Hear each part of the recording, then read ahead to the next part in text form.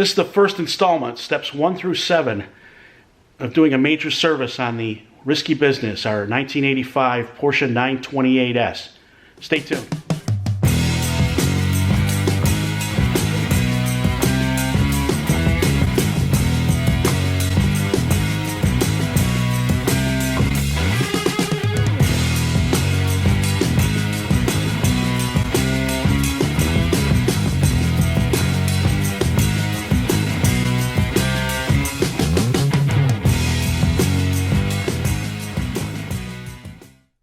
Yesterday, I started working on doing the major service on the Porsche 928S behind me.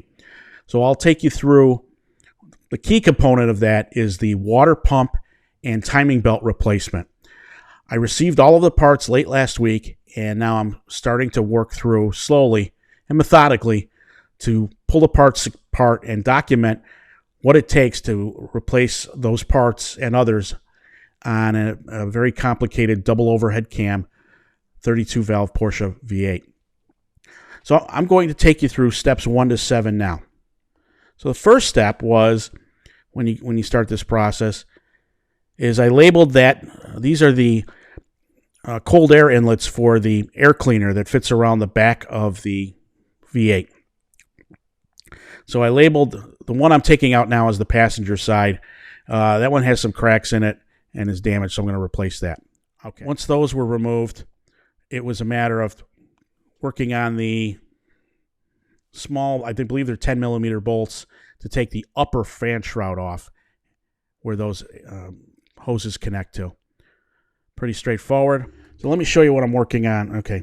So this next section is a speed up of taking the eccentrics off. These are the accelerator, the transmission indicator, and the cruise control. So I'll show you that assembly, but they're ball studs cables that fit onto these things. Had a little trouble getting these off, and in fact I bent the eccentric a little bit, had to bend that back. So I'm showing it sideways right now, but this bracket fits on here. I'm not going to show you the spring clips, but basically this fits on, one of the cables fits on, there's another washer that fits on here. So this bottom one controls the throttle position.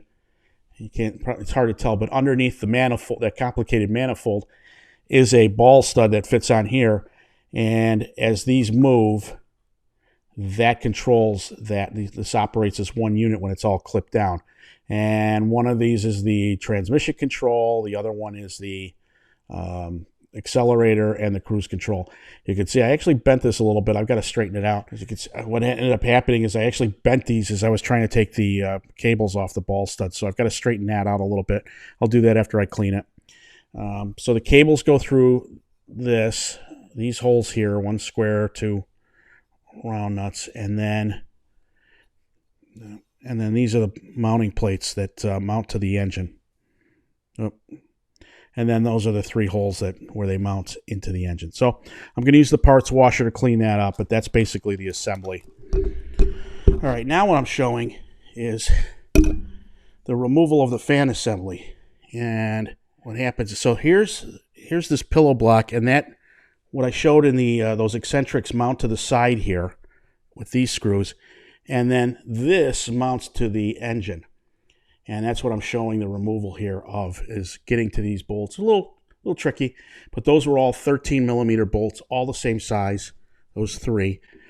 And what's interesting is I was worried about, and it's important with these fan clutches like this that you hold it horizontal. You never want to move it vertical, as I understand it.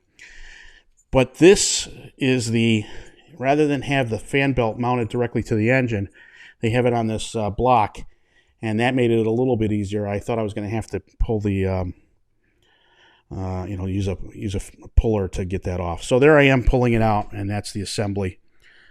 So that's pretty much as far as I've gotten so far. So with that removed, I was able to take the bottom fan shroud out. Nice that Porsche splits these. Now here, I'm taking apart what you're seeing is the passenger side. I'm not showing you the driver's side, but there are 2 coils. What you're seeing there is the distributor cap. So each bank of the cams, each bank of cams uses this newfangled distributor cap. And what you're seeing there is I'm labeling it. I left the spark plug cables in, so I wanted to make sure I know where to put them. So these are the two that fit. These fit on each cam block of the cylinders. So as if life wasn't complicated enough, 2 coils, 2 distributor caps, 2 rotors. So these will all be replaced. I have those components, and I've took those off. The more I think about it, I'm going to buy the coils and replace those too. I really want to eliminate any chance that anything else is causing this when I finally go to start it. So that's the first installment. That gets me to the point where I can access the remaining fan belts. You'll see that it's it looks like you can't see it behind me, but there's I believe it's the power steering pump. So that's what I accomplished yesterday. It was the first 7 steps in the manual. And now what I'm going to move on to, well, before I move on further, I'm going to remove the fan belts, but I'm going to clean. You saw me steam clean a little bit, but now that I have those components moved, I can really get in and clean the engine, and I'll show that in the next installment. So that was the first 7 steps. Now I have access to the removing the fan belts. So my next section will be removing the fan belts and getting the front of the engine clean, including the alternator, the air conditioning compressor, and the air pump. I want everything nice and clean before I pull off the cam covers and see what's going on in there and start removing the water pump. The good news is the hockey pucks on the cam lobes look pretty clean, and overall the front of the engine looks just dirty. There is a section on the driver's side, and I think it's related to the power steering system, where the fluid, the hydraulic fluid from that likely leaked, and that's what's causing the bulk of the dirt. So tomorrow's installment, I'll show you how I use steam cleaning to clean all of that and get the fan belts off. So thank you for watching. If you enjoyed this video, please press the subscribe button and the like button. And by all means, please check out guyswithrides.com, our main website, where we load new content 6 days a week, as well as private sellers who want to list their car on the site. So thanks for watching.